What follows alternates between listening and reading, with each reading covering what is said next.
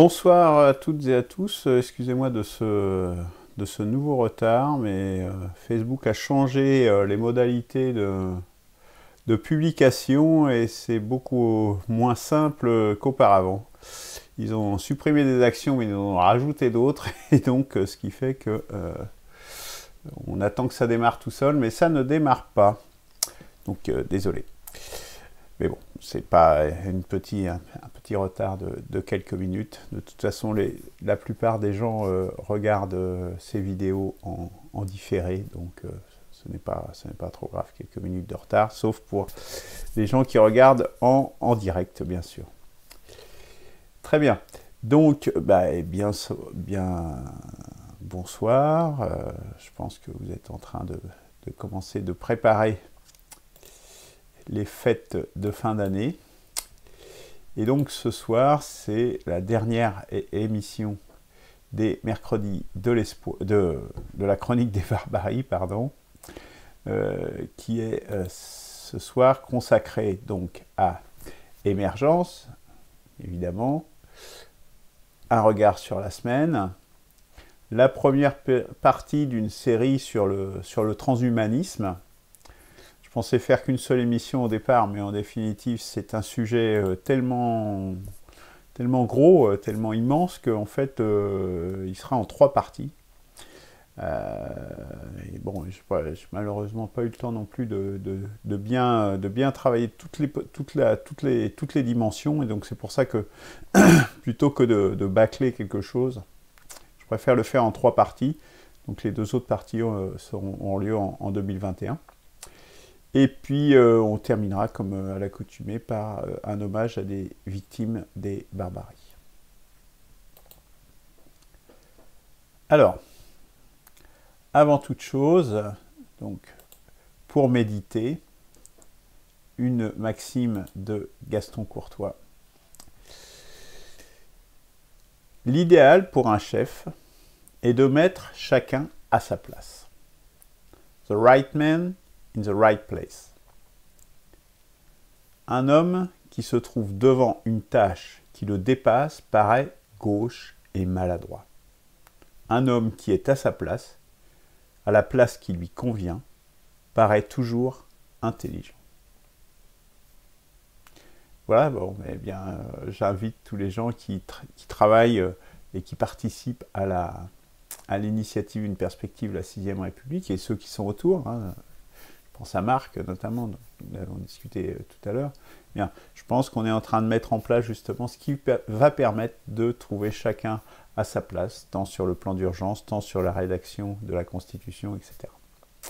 Donc nous allons, je pense que nous allons trouver the right man at the right place à l'avenir, dans ces 6 mois absolument cruciaux, nous allons en parler.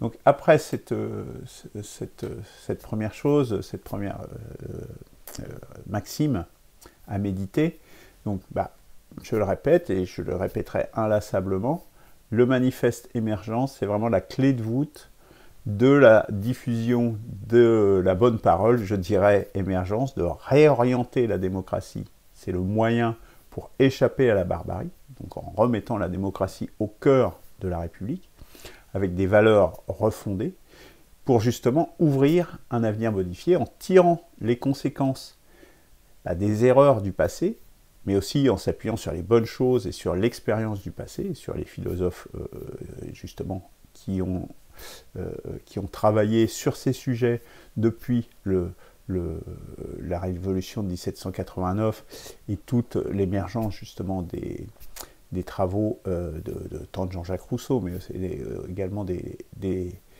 philosophes anglo-saxons qui ont travaillé sur la question. Donc également émergence idéologique, justement, qui redonne toute la place et qui recontextualise et donne une perspective, une autre perspective, un avenir, justement. Un avenir qui se veut un peu une substitution à ce qu'a été pendant longtemps le marxisme ou le socialisme, qui était un espoir, ou dans une certaine mesure également le fascisme à une certaine époque. Toutes idéologies qui se sont effondrées au cours du XXe siècle et ont donné lieu à bien des barbaries, justement. Pourquoi ? essentiellement, justement, qu'est-ce que c'était elle visait un objectif irréaliste.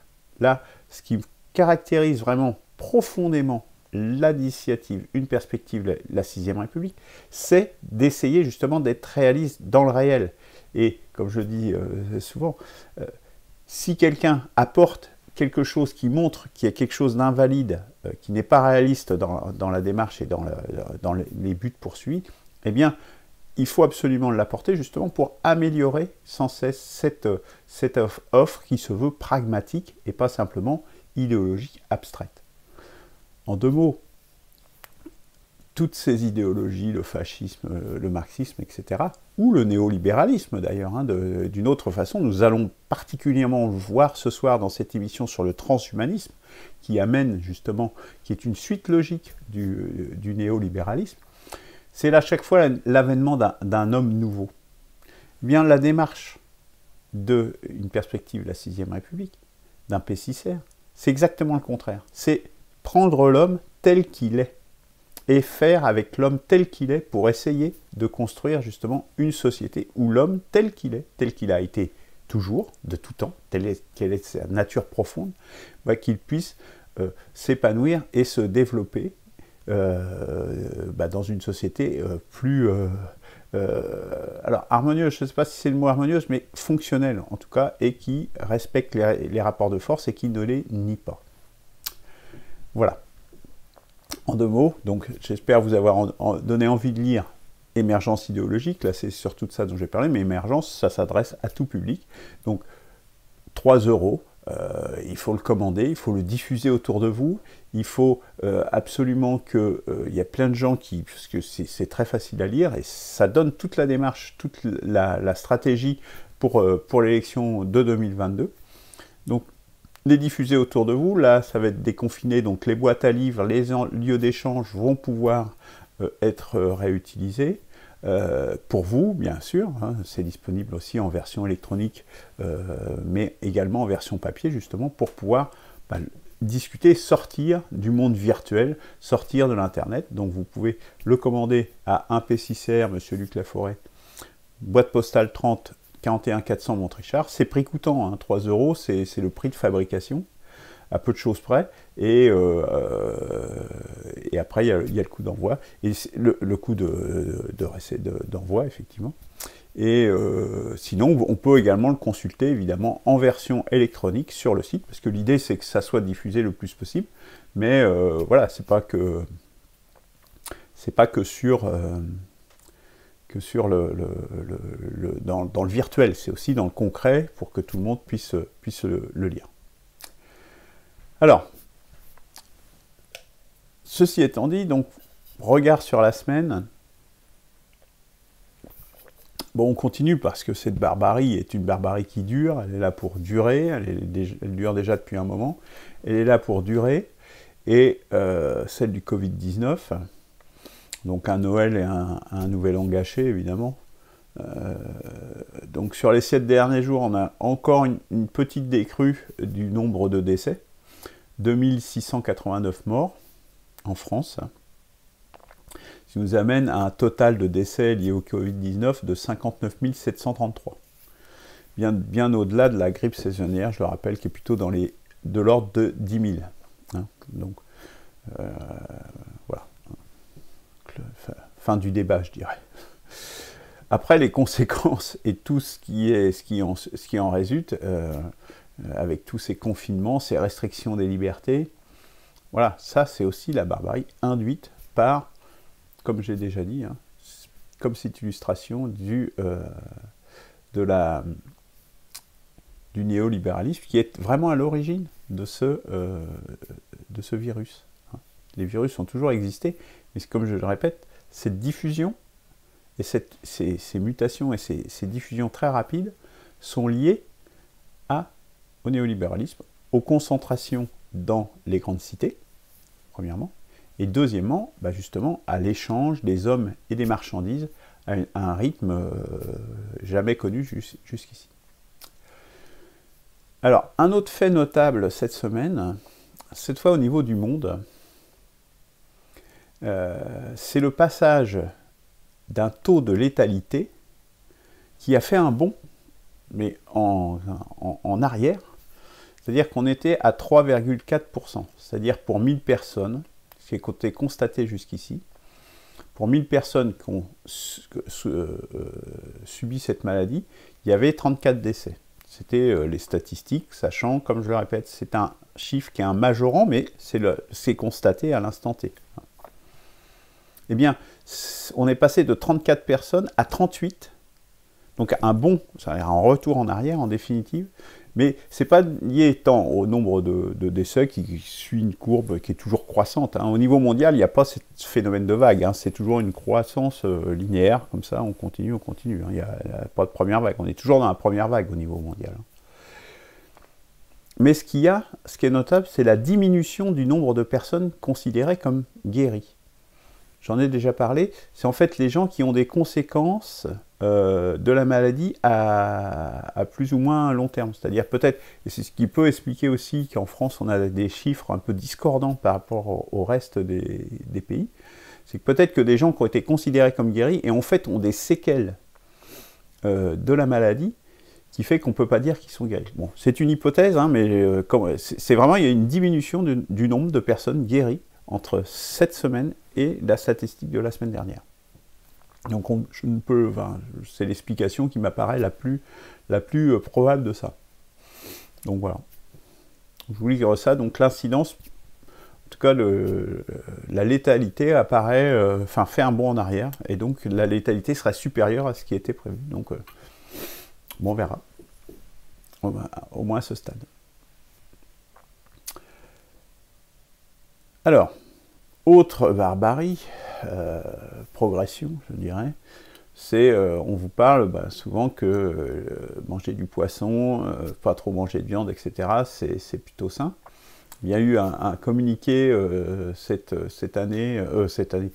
semaine ou dans les jours derniers de l'ANSES, donc qui est l'agence nationale, donc une agence française, de sécurité sanitaire de l'alimentation, de l'environnement et du travail.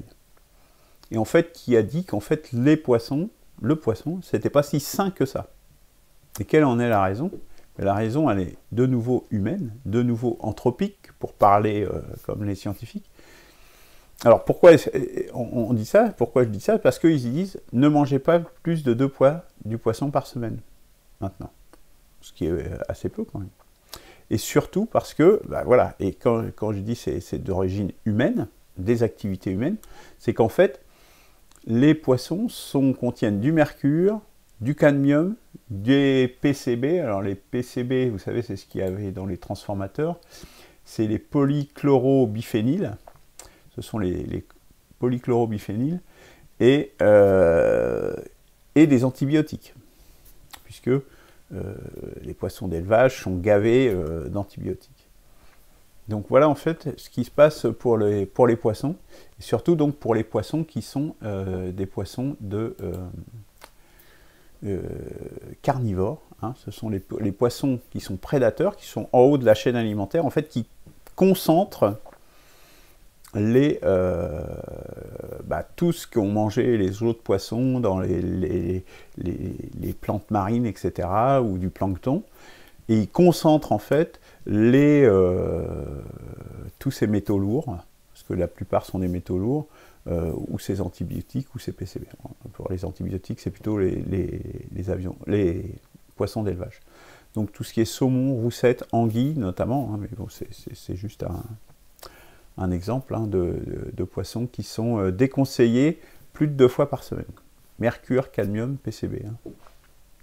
Donc voilà, les activités humaines, on voit bien que ce sont, parce que ça en plus les PCB, les antibiotiques, voilà, et le mercure relâché dans la mer et tout ça, bon, ça existe dans la nature, le mercure et tout ça, mais pour que ça se retrouve dans la mer, brassé, etc., c'est bien le résultat d'une activité humaine. Donc c'est bien nos sociétés qui amènent à ça. Donc j'ai mis le lien, la référence là-haut, comme d'habitude. Vous pourrez la retrouver sur le site. Je mets toutes les références, évidemment, sur le site. Vous aurez l'occasion de remarquer, d'ailleurs, que le site a évolué, le site 1p6r.org a évolué dans la présentation qu'il fait, justement, de des Mercredis de l'Espoir et de la Chronique des Barbaries, pour que vous ayez un accès beaucoup plus aisé à un numéro particulier d'une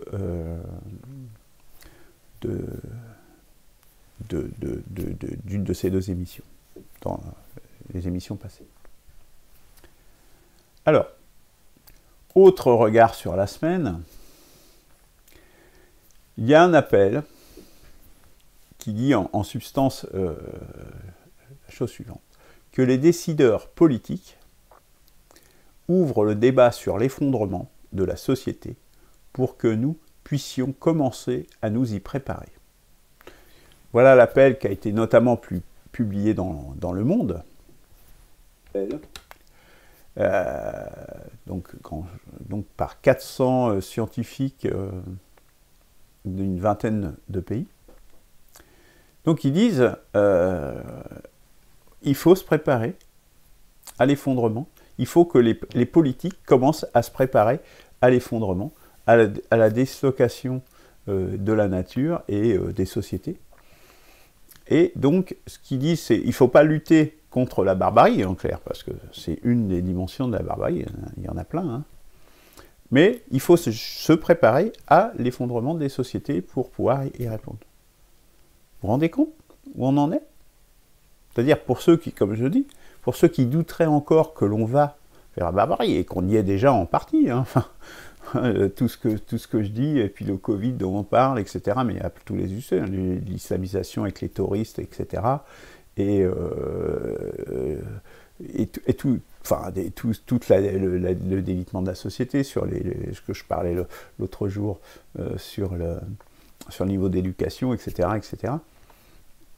Voilà, pour ceux qui douteraient encore qu'on va vers la barbarie, qui pensent que c'est orchestré ou je ne sais pas qui, par quoi, par... Non, non, ça c'est voilà, encore une autre pierre amenée à l'édifice. Il ne faut pas arrêter de se raconter des histoires. Si on ne réagit pas, très rapidement, on va y aller. Et eux, ils disent, bah, c'est même pas la peine de réagir, on y va de toute façon, donc il faut s'y préparer. Il faut savoir que là, c'est un appel aux dirigeants politiques, mais il faut savoir que les armées se préparent déjà à l'effondrement. Ils ont déjà mis en place, ils mettent déjà en place des politiques, ils ont déjà à l'intérieur des armées des cellules qui travaillent justement déjà des scénarios et comment il faudrait que les armées réagissent sur ces thèmes-là. Voilà. Donc la démarche d'un pesticide, si vous voulez, c'est pas de se préparer à l'effondrement, c'est de l'éviter parce qu'il est encore temps. Il est très tard déjà, il faut vraiment s'en occuper, mais se préparer à la barbarie, quelque part, c'est rajouter à la barbarie. Parce que ça, on dit on va vers la barbarie, et on dit préparons-nous, il faut s'y préparer. Non, c'est rajouter de la barbarie à la barbarie, c'est-à-dire on accepte la barbarie, allons-y, préparons-nous pour ça. Non, non, non, non. Il faut l'éviter à tout prix. Et il faut le faire maintenant, le plus vite possible. C'est encore possible, croyez-moi, c'est encore possible. Ça va pas être simple, ça va pas être facile, ça va falloir avoir des remises en cause, sortir de sa zone de confort, notamment pour les écologistes, parce que les solutions au niveau écologique, elles existent. Enfin, elles existent. Elles sont en perspective, en tout cas, mais elles doivent être développées. Mais c'est sûr qu'il va falloir qu'ils abandonnent un peu les dogmes. Ça, c'est clair. Mais dans les autres domaines, il y a des solutions aussi, et il y en a plein qui sont déjà au cœur de la Constitution que nous proposons. Et si on propose une Constitution, c'est pas pour rien non plus. C'est justement pour non seulement donner le pouvoir au peuple, qui permettent de résoudre les problèmes que l'on peut rencontrer, mais également en posant des principes qui vont nous éviter bien des écueils que nous rencontrons dans les sociétés actuelles. Ceux qui veulent en savoir plus m'interrogeront directement. Dernier regard sur la semaine. Bon, c'est déjà la semaine dernière, j'avais mis cette vidéo. Hein, 6 mois pour échapper à la barbarie. Nous avons ce temps-là. Si, parce que la France a un rôle particulier, comme c'est expliqué dans cette vidéo, et donc nous pouvons présenter un candidat à l'élection présidentielle, et ça sera la possibilité, le premier point qui va permettre de faire changer les choses. Et si on enclenche un mouvement de rassemblement du peuple français, de toute façon, ça créera un effet très important et d'entraînement. Mais pour ça, il faut évidemment qu'il y ait une mobilisation du peuple français pour justement vouloir s'orienter vers ça. Et ça ne pourra pas se faire sans que les gens se mobilisent, fassent quelque chose. Et la première chose à faire, c'est de s'inscrire sur le site. C'est simple. Et déjà, commencer à participer avec nous aux travaux qu'on essaye de mener, justement pour donner une vraie alternative, une alternative crédible et rassembleuse, surtout. C'est ça, parce que si on ne rassemble pas le peuple, bah, rien ne sera possible. Et on va se retrouver comme en 2017, comme en 2012, avec les mêmes choix et donc les mêmes résultats délétères qui vont nous poursuivre, parce que si on ne change pas de trajectoire en 2022, là je vous dis, la barbarie, elle est inévitable. On est déjà dans une situation, vous voyez bien, je ne suis pas le seul à le dire, déjà très critique. Très critique. Donc c'est maintenant. Et tout se joue dans les 6 mois qui viennent. C'est dans les 6 mois qui viennent qu'on va voir si on va pouvoir rassembler les forces suffisantes pour aller convaincre les maires, parce que ça veut dire ça. Ça veut dire pour pouvoir avoir des forces suffisantes pour aller convaincre les maires de nous donner des parrainages. C'est ça. Après, le candidat, on verra qui ce sera. Voilà. C'est pas décidé pour l'instant du tout. Voilà. La balle est dans le camp du peuple français. Alors, le thème de ce soir. Première partie de ce thème sur le transhumanisme, qui est une barbarie. Alors celle-là, je dis 3 émissions.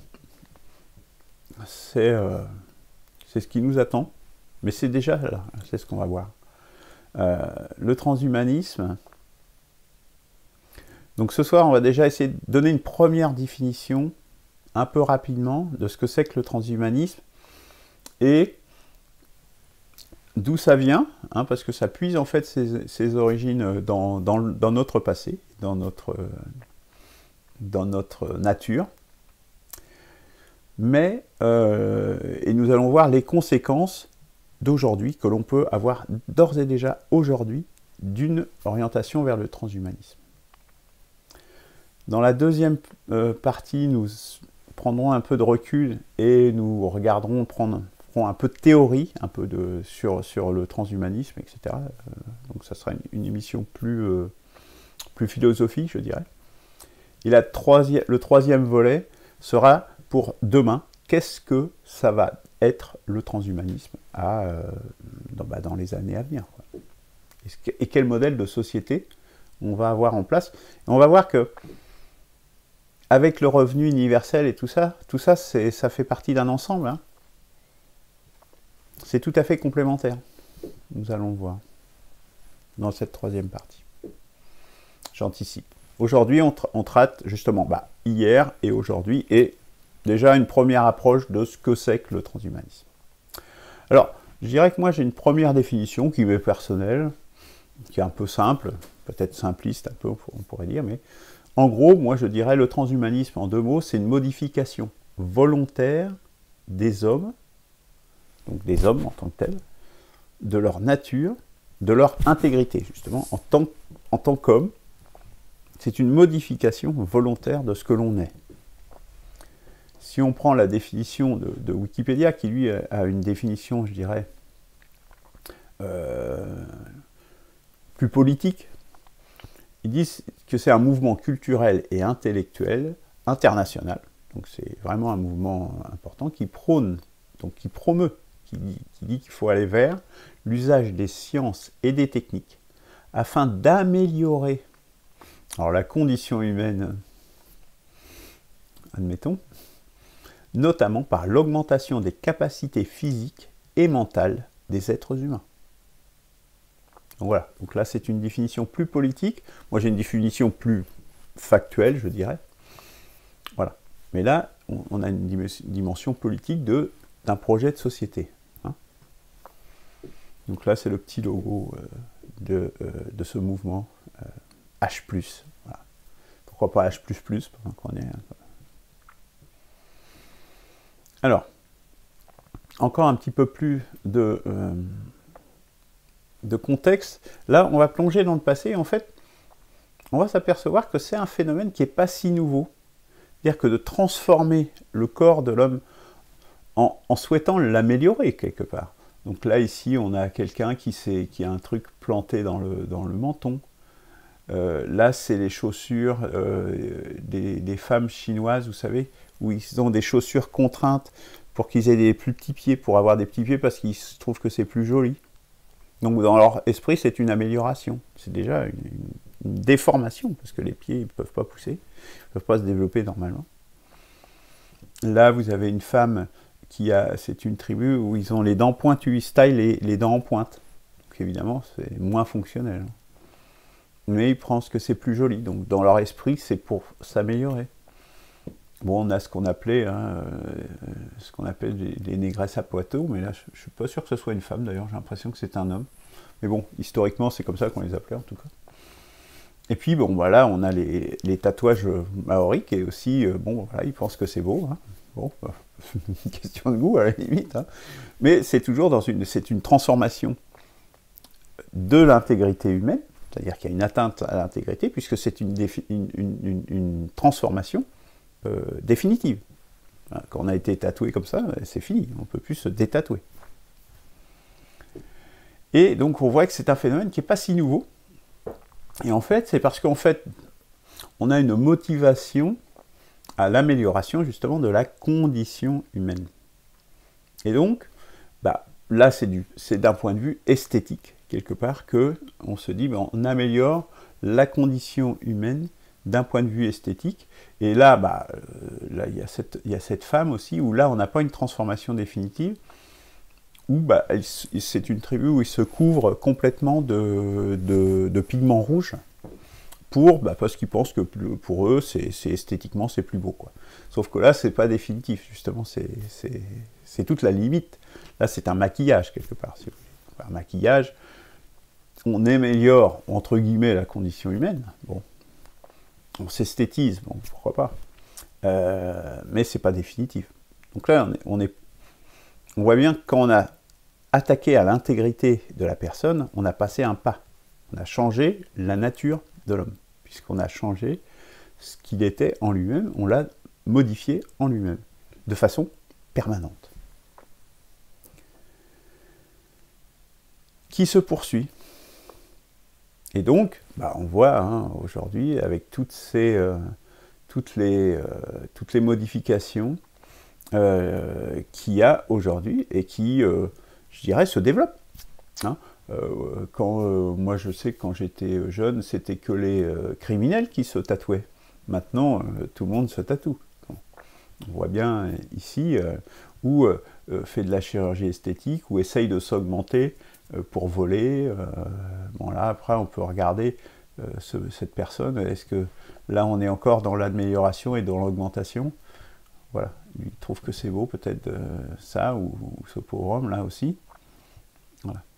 Donc, on a une tendance, et c'est surtout vrai depuis la perte d'influence des religions monothéistes. Parce que quasiment toutes les religions monothéistes ont apporté justement le fait de supprimer les sacrifices humains et de supprimer également toutes les altérations physiques des hommes. Et donc, c'est mon regard, et je le pense, puisque c'est des altérations, donc quand on prend la liste des besoins du corps, de l'âme et du corps, c'est une barbarie, parce que là, on a attaqué l'intégrité de la personne. Donc, attaquer l'intégrité de la personne, ça veut dire c'est une modification définitive de ce qu'elle est, de façon volontaire. Vous avez un accident, bon, c'est pas la même chose. Il n'y a pas de volonté d'avoir un accident. Là, c'est de façon volontaire qu'on a atteint l'intégrité, donc à un besoin du corps, qui est assez important, avec parfois des conséquences dramatiques. Bon, on peut penser à Michael Jackson qui avait plus de nez, par exemple. Voilà. Donc, et c'est lié justement au recul de ces religions monothéistes, et on voit que c'est concomitant justement avec l'augmentation des pratiques de cette nature. Donc, on peut dire que, parce que les religions monothéistes, par rapport justement aux religions antérieures, animistes, etc., apportaient justement un degré de civilisation en disant non, on arrête de toucher à l'intégrité, ça fait partie. Alors, il ne l'exprimait pas comme ça, hein, mais nous, quand on l'exprime comme ça, c'est plus ou moins civilisé, plus ou moins barbare, on a un instrument de mesure hein, qui sont la liste des besoins du corps et de l'âme, et on voit bien, là on le mesure bien par rapport à il y a 50 ans, des gens comme ça, il y a 50 ans, ça n'existait pas, du tout. Donc on va bien vers quelque chose qui est de plus en plus barbare. C'est factuel. Par rapport à ce qui a été énoncé comme définition de la barbarie. Voilà vers quoi nous allons. Et voilà ce qu'est du transhumanisme. C'est le degré plancher, je dirais, du transhumanisme. Hein. On est sur ce qui se passe aujourd'hui. Et donc, qu'est-ce que c'est que le transhumanisme? En fait, c'est un projet de dépassement de notre propre nature, c'est-à-dire de ce qu'on est. Or, l'homme, on peut essayer déjà de voir qu'est-ce que c'est que cette nature humaine, qu'est-ce que c'est que cet homme. Bon, alors, les définitions diffèrent. Marx dit que c'est un animal qui produit ses moyens d'existence. C'est le seul animal qui produit ses moyens d'existence. Bon. On peut entendre cette définition. Je dirais que ça ne me semble pas être le seul animal qui soit dans ce cas-là. Je citerai les castors, par exemple, qui travaillent également et qui fabriquent des maisons, etc. On peut penser à un degré moindre, là, pour le coup, également, mais les fourmis, les termites, ce genre d'animaux ont aussi, et d'autres, ont aussi sont aussi des producteurs de leurs moyens d'existence. Donc bon, elle est sans doute pas complètement fausse, hein, elle a un certain degré de pertinence, évidemment, cette définition, paraît peut-être juste un tout petit peu insuffisante. Bon, mais prenons déjà cette première définition. Deuxième définition que nous donne Schopenhauer, c'est qu'en fait, mais là qui n'est pas propre à l'homme, mais qui est propre à l'univers, donc là on rentrera quand on rentrera peut-être dans plus les aspects philosophiques sur ce que ça veut dire, c'est qu'en fait c'est l'expression d'une volonté. Et donc l'homme et le vivant, d'une manière générale, est une des expressions de cette volonté d'existence. Donc, voilà, c'est comme ça qu'il le dit, hein, c'est la volonté de puissance, c'est quelque chose qu'on retrouvera chez Nietzsche également. Hein. Mais on a cette pulsion de vie. Vous voyez, hein, je vais le traduire comme ça, même si c'est un peu traduire ce qu'il dit, mais je vais le traduire comme ça pour être compréhensible. C'est une pulsion de vie, et cette pulsion de vie, elle est là, elle est importante. Hein. Et je dirais, la personne qui apporte, je pense, j'en ai bien le sentiment, la synthèse un peu de ça, c'est Jean-Luc Quatsart, qui est un contemporain, hein, donc, avec lequel j'échange, qui est de nouveau un philosophe français. C'est ce qu'il appelle le motivationnisme et le bivalorisme. Donc le motivationnisme, justement, c'est cette volonté de vivre et qui s'exprime pour l'homme par cette production de ses moyens d'existence. Donc on voit que c'est un peu en amont de la production d'existence, mais en même temps, couplé à deux valeurs qu'on ne retrouve pas dans d'autres espèces, qui est la capacité de raisonnement analytique et l'amour. Qui sont deux valeurs, qui sont des valeurs qu'on pourrait quasiment, qui relèvent de l'éthique, puisqu'ils sont de notre nature et de notre être profond, et donc qui sont attachés à notre espèce et à aucune autre. Et en tout cas, au degré auquel ils s'expriment dans notre espèce. Donc là, voilà, la nature, c'est ça la nature humaine, voilà.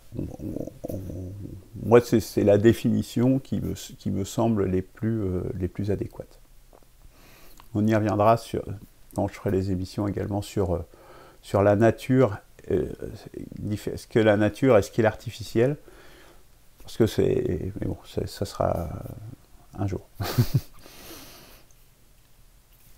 Donc le projet, c'est un projet de dépasser ça en fait. Le transhumanisme, c'est cette nature qui est là, qui nous est donnée, si on peut dire, qui nous est transmise justement au travers des générations, au travers du mécanisme de l'évolution. C'est cette nature qui nous est donnée, puisqu'elle nous tombe du ciel, on va dire, hein, puisqu'on a cette nature-là, hein, que souhaite dépasser le transhumanisme en tant que projet. Donc le transhumanisme va au-delà de notre nature. Donc ce n'est plus naturel.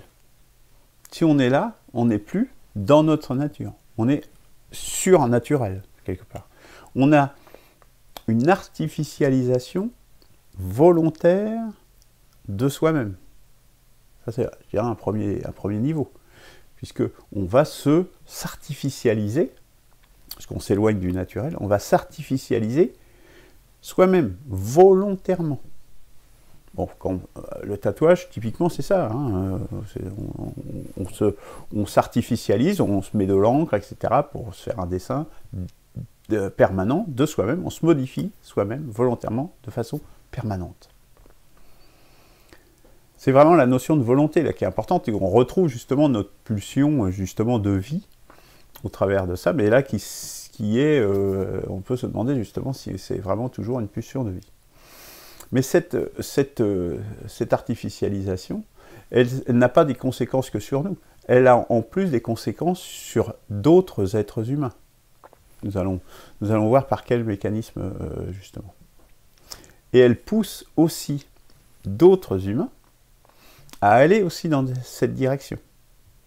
C'est-à-dire que là, il y a le premier cas, c'est on a une action directe sur la personne, et dans l'autre cas, si vous faites ça, les autres, ils vont avoir tendance à être obligés, à être poussés à aller dans cette même direction du transhumanisme. Là, on va voir également pourquoi. Mais tout cela a des conséquences, et c'est ce que je vous expliquais, cela a des conséquences dès maintenant. C'est-à-dire que dès maintenant, le transhumanisme est à l'œuvre. Cette barbarie, la barbarie, elle est déjà là. Hein. Elle est à un degré qui est encore maîtrisable et qu'on peut encore échapper, mais elle progresse. On peut parler des lois bioéthiques, etc., avec l'accroissement sans cesse des possibilités de modification et d'intervention sur la nature des humains, elle va croissant. Et ça, c'est aujourd'hui.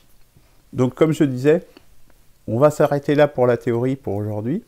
On en reparlera dans la deuxième partie. Quelles sont donc les conséquences pratiques aujourd'hui de cette tendance transhumaniste, de cette tendance à vouloir modifier? Eh bien, dès aujourd'hui, on pratique la sélection d'embryons. C'est-à-dire qu'il y a des gens qui ne font plus des enfants donc ça, on le fait déjà pour éviter le handicap. Bon. C'est souvent comme ça que ça démarre, si vous voulez. Ça démarre par justement de la thérapeutique, par de la médecine. Et on peut se dire, effectivement, si on peut éviter d'avoir quelqu'un trisomique ou quelque chose comme ça, qui est une malformation congénitale, plutôt qu'il l'est, bon, là, je pense qu'on est quand même dans le progrès de l'humanité. Globalement, en tout cas. C'est aussi par les mutations que ça permet aux espèces de s'adapter. Mais bon, comme on maîtrise notre environnement, je pense qu'on est dans le domaine là du tout à fait entendable, en tout cas. Mais la sélection d'embryons, elle va au-delà, puisqu'on va aussi sélectionner des embryons, c'est-à-dire qu'on ne va plus faire l'amour pour avoir des enfants, c'est-à-dire avoir une activité naturelle de sexualité, mais on va faire de la fécondation et du tri de spermatozoïdes et d'œufs fécondés pour prendre celui qui nous arrange le mieux et qui risque d'avoir les caractéristiques que l'on souhaite. Donc là, on est carrément dans l'eugénisme, c'est-à-dire que là, on fait de la sélection humaine, comme on fait pour toutes les espèces domestiques, que ce soit les moutons, les plantes, etc. etc. C'est-à-dire qu'on domestique nous-mêmes, quoi. On se réduit, on quitte notre état de nature pour aller vers un état d'animal domestique. Je ne suis pas certain que ça soit un progrès. Hein. Je pense que c'est assez évidemment ce qu'on appelle l'eugénisme. Hein. C'est la sélection des êtres humains. C'est ce que faisait Hitler. Hein. Et au fond, quand on pense à l'émission sur Heidegger, on parlait que l'origine justement de tout ce qui est l'existence, l'existentialisme, etc., qui était le philosophe du parti nazi, donc de Hitler, hein, il le dit lui-même, c'est pas personne d'autre qui le dit. Dans ses cahiers noirs, c'est lui-même Heidegger qui dit, enfin, même historiquement, c'est prouvé, que, et tout le courant intellectuel qui porte toute cette tendance, et justement, et qui était eugéniste, vient de ce courant existentialiste, on peut dire, où on met l'être, et au final l'individu, au cœur de tout. Mais après, on a aussi tous les mécanismes, les conséquences aujourd'hui, c'est les fécondations au-delà des limites naturelles.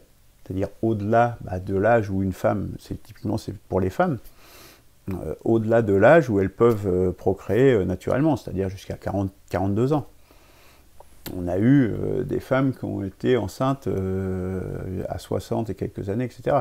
La première, on en a entendu parler, mais peut-être qu'il y en a plein et on n'entend plus parler. Donc on est au-delà des limites naturelles. Au fond, et tout ça, ça exprime un refus de la mort, un refus des limites de la vie. C'est-à-dire, on est dans la négation du vivant. Vivre et mourir, ça fait partie de la vie. Et même quelque part, ce confinement, cette terreur qu'il y a par rapport au Covid, c'en est aussi une manifestation. C'est-à-dire, on refuse la mort, mais on mourra tous un jour. On n'est pas immortel. Et si on était immortel, mais je ne vous explique pas, ça serait une société complètement sclérosée. Complètement... Imaginez, faites l'expérience, réfléchissez 2 secondes, si on était immortel. Mais on aura une société qui serait complètement enfin, ça serait une glaciation de la société. Il n'y aurait plus aucune évolution, puisque tout le monde serait arrivé à un moment où est-ce qu'on ne mourrait plus, on penserait une chose, on resterait glacé, figé dans une idéologie, dans une histoire, etc. C'est la fin de la vie. La vie, la mort, c'est ça le propre du vivant, c'est vraiment ça, c'est la reproduction, justement. C'est ce qui fait l'évolution, le développement et le déploiement dans notre univers, dans notre environnement. On refuse ça. On refuse la mort, on refuse les limites de la vie. Ça n'a aucun sens. Aucun sens naturel. Et une autre des exemples, et au travers de ça, c'est le maintien en vie aussi artificiel de gens par des machines. Hein, bon, il y a Benoît Lambert, notamment, qui réclamait justement qu'on mette fin à cette non-vie, justement. C'est-à-dire parce qu'on refuse la mort. Vous voyez ? Ça fait partie de la vie, la mort. C'est indissociable.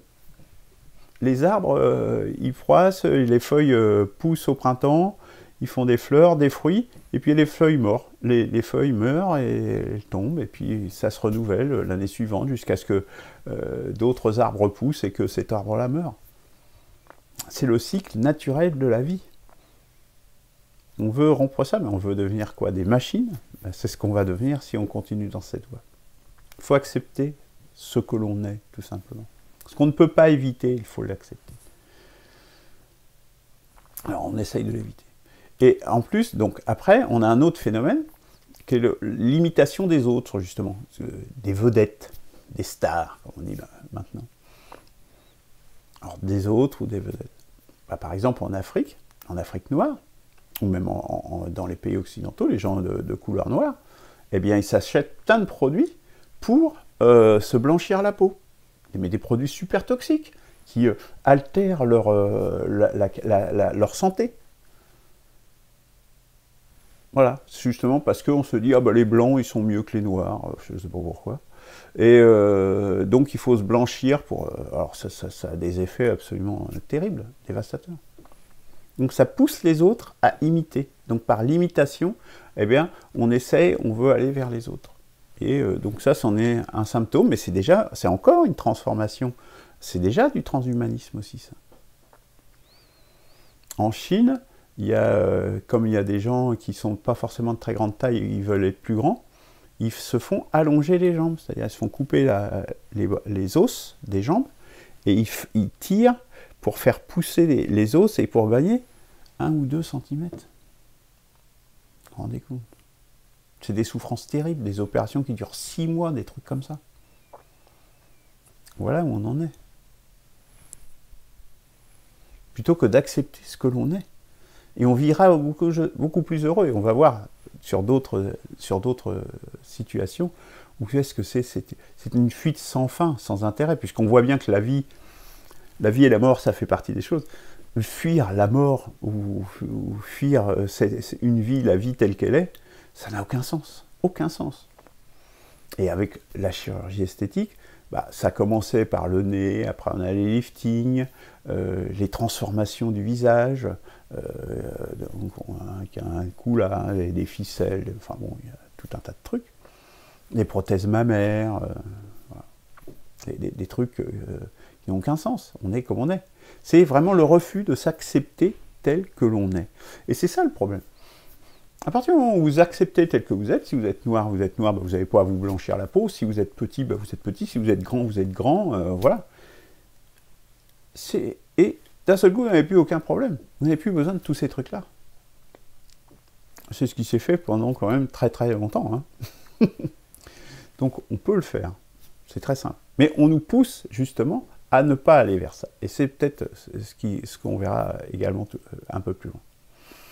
Et non seulement ça, donc il y a l'imitation, mais aussi il y a une action plus directe de pousser les autres vers le transhumanisme.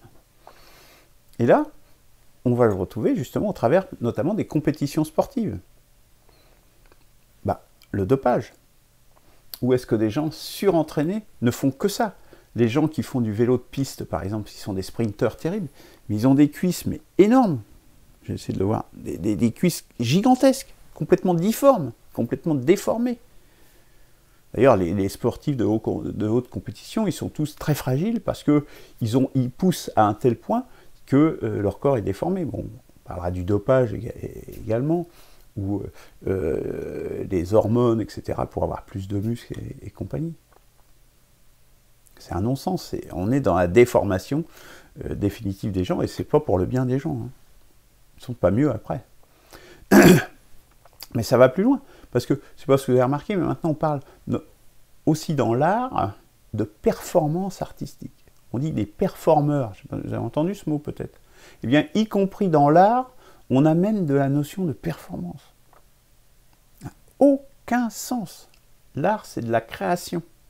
C'est de l'élévation de l'homme. C'est ça l'art. Quel rapport avec la performance? Hein? Ouais, ça peut être une des dimensions, peut-être, et encore, mais ne serait-ce que dire ce terme performance, ça montre bien qu'il y a une idéologie qui vous pousse toujours vers la performance, vers toujours plus, toujours plus fort, toujours plus fort, toujours plus fort. C'est délétère. Pour les sportifs, en premier lieu, c'est très net. Et donc, du coup, ça pousse les autres à aller vers ça. Donc déjà par la pratique du sport. Avant, les gens pratiquaient du sport quand ils étaient jeunes, mais plus pour se détendre, pour se changer les idées, etc., pour avoir une activité avec d'autres gens dans les sports collectifs notamment. Mais ces sports sont de plus en plus extrêmes. Prenez par exemple le sport qu'on appelle Ironman. Ironman. L'homme d'acier. Voilà. Ou l'homme de fer. Attendez, Iron, c'est fer ou acier, je ne me rappelle plus. Voilà, c'est l'homme de fer, l'homme d'acier. On est complètement dans le transhumanisme. Complètement. Explicitement. On n'est plus un homme, on est un Ironman. Un homme d'acier. On a un autre phénomène, c'est la surinstruction des enfants. On a vu la semaine dernière, où je parlais en France, où est-ce qu'on a une sous-instruction, une chute du niveau éducatif. Mais à l'inverse, on voit qu'au Japon ou en Corée du Sud, on surinstruit les enfants. C'est-à-dire qu'eux, ils sont pas dans la moyenne. On peut se dire que bah, c'est là qu'il faut essayer de se situer. Non, ils sont très au-dessus, mais très sensiblement au-dessus. C'est-à-dire que là, on les torture pour être les plus forts en maths, les plus forts en tout, etc. etc. Quelle enfance ils ont, ces enfants-là? Quelle vie on leur donne? C'est pas étonnant qu'après, ils sont complètement dérangés quand ils arrivent à l'adolescence. Hein. C'est obligé. Hein. Voilà les conséquences aujourd'hui de ce transhumanisme, de ce vouloir, de cette performance toujours poussée à outrance, toujours plus fort, toujours plus vite. Puis il y a le dopage. Le dopage par les vitamines, les compléments alimentaires, tous les magnésiums, tout ce que vous voulez. Alors ça peut être un médicament. Tout ça, ça peut être des médicaments pour des gens qui sont justement malades. Mais là, le dopage, c'est pas pour des gens qui sont malades, c'est des gens qui sont en bonne santé, qui prennent ça pour être plus performants dans leur travail. Au-delà, puisqu'on va même jusqu'à prendre des drogues pour être plus performant. Dans les milieux financiers, etc., ou dans les performeurs, justement. Il y a beaucoup de gens qui prennent de la cocaïne, des amphétamines, justement, pour être plus performants, pour être plus speedés, pour ne pas ressentir la fatigue. Voilà. Le monde, voilà où ça pousse. Vers quoi on nous pousse. Voilà, on pousse, je dirais, les autres. Mais pourquoi est-ce qu'on les pousse? C'est, en fait, ceux qui ne le font pas, ils sont disqualifiés. Je vais prendre l'exemple d'un coureur cycliste. Le coureur cycliste, s'il ne se dope pas, il est dernier, hein, il n'arrive même pas à suivre les autres. Hein. Donc, il ne va pas faire long feu, quoi. Il est disqualifié.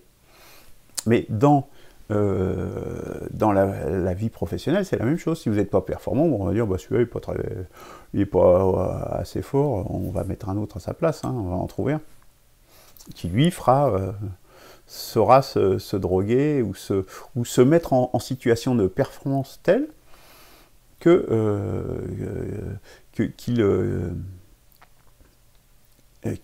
sera plus performant. Mais prenons pour les femmes, par exemple, où on parlait justement du fait qu'ils arrivaient à 40 ans et paniquaient parce qu'ils n'avaient pas d'enfants. Mais on est aussi dans une conséquence de cette poussée à l'extrême sans cesse de la performance, puisque ça aboutit à ce qu'elles privilégient pour être performantes leur vie professionnelle plutôt que leur vie globale, et de privilégier que la vie professionnelle. C'est qu'une partie de la vie, c'est pas la plus importante. Enfin, ça fait partie de la vie, c'est important, mais tout est important, quoi. Et de se dire, à 40 ans, j'ai pas fait d'enfant, dépêchons-nous, etc. Et donc, vous voyez, c'est un engrenage affreux. Alors que, voilà, les enfants, il faut les avoir quand on peut les avoir, c'est mieux pour tout le monde. Il faut respecter, simplement, accepter sa nature, tout simplement. Voilà un autre exemple qui me vient à l'esprit là maintenant. Donc voilà, ça vient tout ça d'une volonté de surperformance, une volonté d'augmentation, et qu'on nous pousse à aller vers ça. La société nous pousse à aller vers ça. Une autre tendance, c'est par exemple le jeunisme, le refus de vieillir. Vous avez 60 ans, 50 ans, etc., 70 ans, vous êtes âgé, vous êtes vieux. Maintenant, on n'est plus vieux, on est senior. Ou les gens qui sont handicapés, ils ne sont plus handicapés, ils sont en situation de handicap. Qu'est-ce que c'est que ces mots qui tournent autour du pot? La personne, elle est handicapée. La personne, elle est grande, elle est petite, elle a les yeux bleus, On ne va pas dire elle est en situation d'avoir les yeux de couleur bleue. Qu'est-ce que c'est que ces mots? Quand on commence à modifier le langage, ça veut dire qu'il se passe quelque chose surtout du langage simple comme ça, de base. C'est bizarre. C'est pas normal. Donc, le jeunisme, le culte de la jeunesse, je vous rappelle quand même que si vous prenez les tribus africaines, comme on en parlait un petit peu tout à l'heure, au contraire, les anciens, les sages, c'est eux qui avaient le savoir, c'est eux qui avaient l'expérience, c'est eux qui devaient transmettre, et ils avaient beaucoup plus d'importance dans la société que les jeunes qui ne connaissent rien à la vie. Vous vous rendez compte? On a une inversion totale. Donc le jeunisme, c'est quoi cette tendance? Eh bien, et j'en oublie des autres tendances, parce que bon, je ne peux pas tout préparer dans cette émission, j'en oublie forcément. Voilà ce à quoi nous amène le transhumanisme dès aujourd'hui. Tout ça, c'est ce que je parle, c'est de maintenant. Parce qu'en fait, on est d'un passage d'un usage thérapeutique qui est tout à fait entendable au marché. C'est-à-dire que eh bien, la médecine, par exemple, bah, c'était pour soigner. Eh bien, la chirurgie esthétique, on n'est plus dans le soin. Vous voyez, on est déjà dans l'augmentation, avec toutes les conséquences. Et vous voyez les gens qui sont complètement défigurés. Mais même si ça marchait, ça ne changerait rien, parce que les gens qui sont dans la chirurgie esthétique, ils ont fait une première chirurgie esthétique, ça ne leur suffit pas, il en faut une autre, et puis encore une autre. C'est comme les objets. Les objets, vous pouvez posséder beaucoup d'objets, mais dès que vous enviez un objet et que vous le possédez, bah vous voulez déjà un autre objet. C'est pas ça qui va vous rendre heureux. Le bonheur, c'est pas ça du tout. Être heureux, être bien dans sa vie, c'est accepter sa condition. Bon, après, il faut essayer de progresser, d'être bien dans sa vie, de vivre bien, mais il ne faut pas viser toujours plus, toujours l'objet supérieur, toujours le nez, la bouche plus grosse, le machin, etc. Ça n'a aucun sens. Aucun sens. Mais tout ça, c'est un marché. Donc on vous pousse à ça. Et c'est pour ça, justement, qu'on pousse à la compétition, qu'on pousse à la promotion du jaunisme, etc., etc. C'est pour vous vendre ces médicaments, c'est pour vous vendre toutes ces choses. Michel Clouscar l'explique très bien, enfin, il l'explique très bien. Il le dit très bien, hein, il le met en évidence très bien. Après, comme je l'ai dit, il est difficile à lire, mais il met très bien en évidence ces mécanismes-là, et y compris les liens avec la mafia. Et en quoi la mafia joue un rôle important dans ces choses, puisque, et on en vient là, parce que, y compris jusqu'au trafic d'organes, qui est aussi un moyen de s'augmenter. C'est-à-dire qu'avec les mafias, justement, là, pour le coup, qui font du trafic d'organes, qui vont prendre des organes chez des gens au Mexique, en Albanie, etc., dans des zones très, très, très pauvres comme ça, on va même tuer la personne, pour que quelqu'un soit augmenté et que sa vie soit augmentée. Là, on est dans un but thérapeutique, mais on a détruit la vie de quelqu'un d'autre. Donc là, je pense que c'est complètement inacceptable.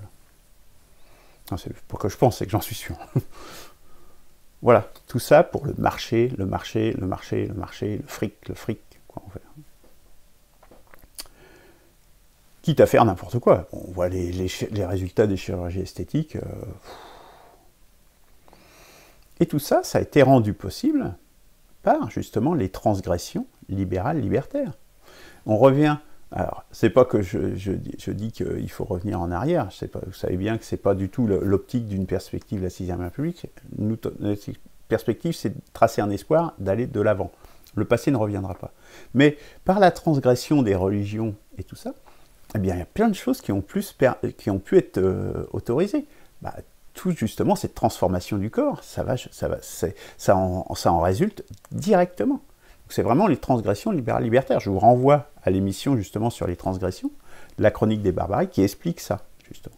Et donc tout ça, c'est complètement compatible. C'est même la brique fondatrice du libéralisme, du néolibéralisme. Hein. C'est l'époque de mai 68. Hein. C'est là que la bascule s'est opérée. Donc ça, c'est fondamental. La bascule, elle est là, et c'est autorisé par ces transgressions du libéralisme libertaire. On revient sur Michel Clouscar, évidemment. Alors, une première conséquence, parmi les premières conséquences, je dirais, plus profondes, on va trouver une déshumanisation des hommes. C'est-à-dire qu'un être humain, c'est notre nature humaine. On sort de cette nature humaine, donc c'est une déshumanisation, c'est en soi une barbarie. C'est même presque la barbarie des barbaries, quoi. C'est la barbarie la pire qu'on puisse imaginer, puisque on détruit sa propre nature, on altère sa propre nature. Et l'exemple, ce sont les policiers.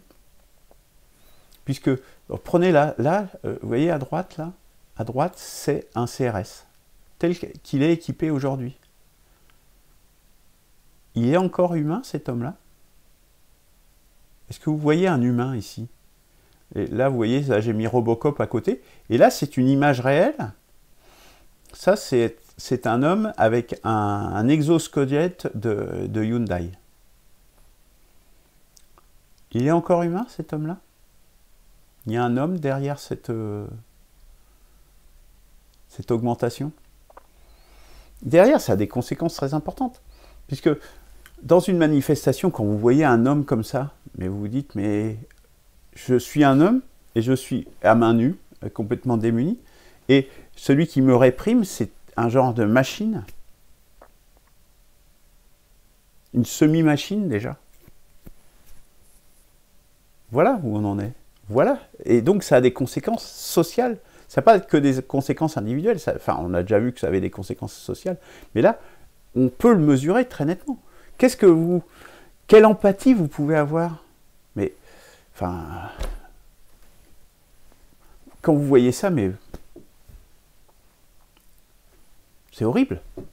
Enfin, je ne dis pas les mots que j'ai en tête, mais vous ne pouvez pas respecter un homme comme ça. Il n'y a plus d'hommes, là. Il n'y a plus d'hommes. Vous ne pouvez pas respecter un homme comme ça. C'est pas possible. C'est plus un homme.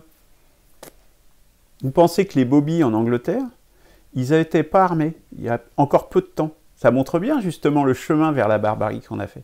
Les bobbies, ce qu'on appelait, c'est donc les gendarmes, hein, ou les policiers anglais, avec leur grand chapeau, là, enfin, ce qui était un casque quand même. Ils avaient juste un bâton blanc, et c'est tout. Et un sifflet. Et c'est tout ce qu'ils avaient. Ils n'avaient pas d'armes. Leur seule arme, c'était leur bâton. Un petit bâton de matraque, un genre de bâton un peu long. Voilà, c'est tout. Le maintien d'ordre était assuré comme ça en Angleterre jusqu'à il y a assez peu. Vous vous rendez compte, on en est arrivé en quelques dizaines d'années? En quelques dizaines d'années, à partir justement de ces transgressions importantes du libéralisme libertaire. Et on est au début du chemin, quelque part. Voilà où on en est. Donc ces gens-là sont complètement déshumanisés. Complètement déshumanisés. Et donc, pour justement les réhumaniser, il y a eu un dessin comme ça qui dit, que j'ai extrait, hein, que pensez-vous du transhumanisme? Que ça tient chaud. Voilà. Le pauvre, parce qu'en fait c'est quand même un homme qui a derrière cet accoutrement, eh bien, voilà, j'ai voulu mettre quand même ce dessin pour le réhumaniser justement, ce pauvre bougre. On en vient soit à le plaindre, soit à vouloir le détruire, quoi. Enfin, voilà où on en est. Voilà où on en est aujourd'hui. Demain, la prochaine émission, on parlera justement des autres... parce que le sujet, bon, je ne vais pas épuiser le sujet, hein, je suis sûr que j'ai fait que l'effleurer, c'est même certain. Même pour la situation d'aujourd'hui. Donc, la deuxième partie, bon, ça sera une partie plus théorique, plus philosophique, sur justement le transhumanisme, qu'est-ce que ça veut dire, etc., les auteurs, etc., etc. Et la troisième partie, ben, qu'est-ce qui nous attend pour demain? Qu'est-ce qui est déjà dans les tuyaux? Vous allez voir que c'est effrayant. Effrayant. Donc en attendant, eh bien, je vous conseille de consulter déjà pour prendre un peu d'avance, je dirais, les vidéos que j'ai mis en lien ici. Donc il y a notamment, alors c'est pas que des vidéos, mais là il y a un article de Spoutnik, donc, mais vous pourrez retrouver sur d'autres endroits. Donc les soldats français pourraient recevoir des implants et des puces pour être modifiés. Voilà, ça c'est ce que a annoncé le ministère de la Défense français, Madame Paris. On pourrait modifier les soldats français pour qu'ils soient implantés avec des puces, des machins, on ne sait pas quoi. Voilà ce qui nous arrive pour demain. Une excellente aussi entrevue entre Élie Chouraki et Michel Onfray au sujet justement du transhumanisme, au moins en partie. Donc ça, j'ai mis un lien qui donne la vidéo en entier parce que... Voilà, enfin bref. Et puis... comment s'appelle-t-il? C'est pas Philippe, attendez, je regarde son nom, c'est Laurent Alexandre. Laurent Alexandre. Et donc, qui lui est plutôt... Alors, bon, vous ferez votre opinion, c'est pas forcément un des chantres les plus importants du transhumanisme, il faut pas croire ça, il y a beaucoup de gens qui se concentrent contre lui, mais croyez-moi que dans le transhumanisme, lui il est gentil, hein. Lui c'est un gentil du transhumanisme. Donc, vous voyez ce que ça peut être les autres. Hein. Mais il dit des choses qui sont tout à fait pertinentes. Hein. Il ne faut pas simplement s'arrêter à une façade. Il y a des choses très intéressantes dans ce qu'il dit, dans ce qui peut se projeter. Et donc, je vous ai mis 2 liens de 2 vidéos que je vous invite à regarder. Et puis moi, il faut que je lise son bouquin, que j'ai toujours pas lu, mais bon, j'ai tellement de livres à lire que j'ai du mal à m'en sortir. Bon, voilà. Donc en attendant, parce que ce sera que la semaine prochaine, l'année prochaine maintenant, qu'il y aura des émissions, la poursuite de ces émissions sur le transhumanisme, sauf s'il y a des événements, voilà, donc, qui feront qu'on aura peut-être d'autres émissions, on verra. Mais c'est promis, il y aura 2 autres émissions sur le transhumanisme. On a traité aujourd'hui que justement la situation actuelle, qui est déjà, vous en conviendrez, guère réjouissante. Voilà. Donc avant de clore, dernier chapitre de cette chronique, hommage à des victimes des barbaries.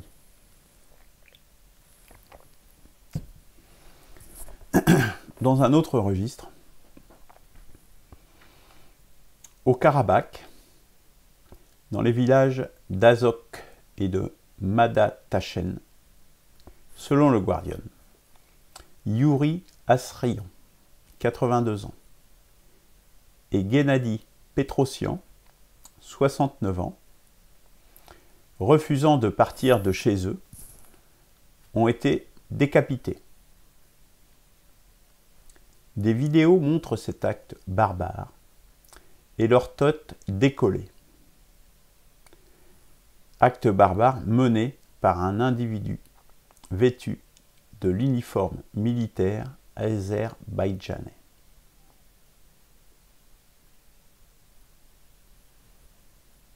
Voilà la barbarie. C'est ce qui se passe aujourd'hui. Voilà. Ça vous rappelle sans doute Samuel Paty et ce qui s'est passé à Nice, dans une église. Voilà les gens à qui nous avons affaire. Si ce ne sont pas des barbares, il faut m'expliquer. Il faut qu'ils m'expliquent, notamment les personnes d'après. Université d'Aix-Marseille. Une professeure de droit compare l'islam à une maladie sexuellement transmissible. Asma, étudiante, dit « Si ce n'est pas en cours avec mes professeurs que je me sens en sécurité, où puis-je me sentir en sécurité ?» Attaquée par la Ligue des droits de l'homme et par Mediapart, la professeure est maintenant placée sous protection policière. Qui est en insécurité ?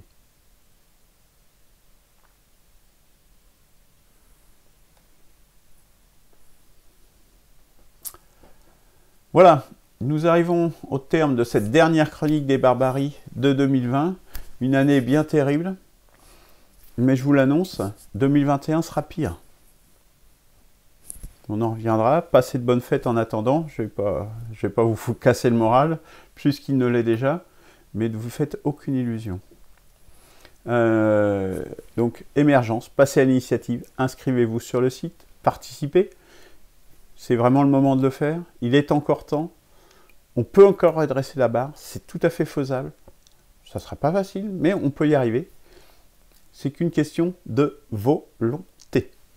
Comme on a vu, la volonté, c'est très important. Trêve des confiseurs. Donc, la prochaine émission, ça sera les mercredis de l'espoir, le mercredi 6 janvier. Ça sera l'épisode 8 de la série Quelle 6e République. Ce sera une émission assez importante, justement, qui va expliquer l'architecture. Qu'est-ce qui sous-tend l'architecture de la Constitution qui est proposée telle qu'elle est là. Et en quoi c'est un peu une mécanique quand même de précision et qui a été pensée, justement, tant dans ses points de vue fondamentaux, dans ses principes, que dans son organisation, en s'inspirant justement de l'expérience du passé et en étant réaliste. Donc voilà. Donc je vous souhaite une bonne fin de journée. Je vous souhaite de bonnes fêtes. Profitez-en, changez-vous un petit peu les idées. Le premier semestre 2021, il faudra se mobiliser. Reprenez donc plein de force. Allez, bonne fin de soirée. Au revoir.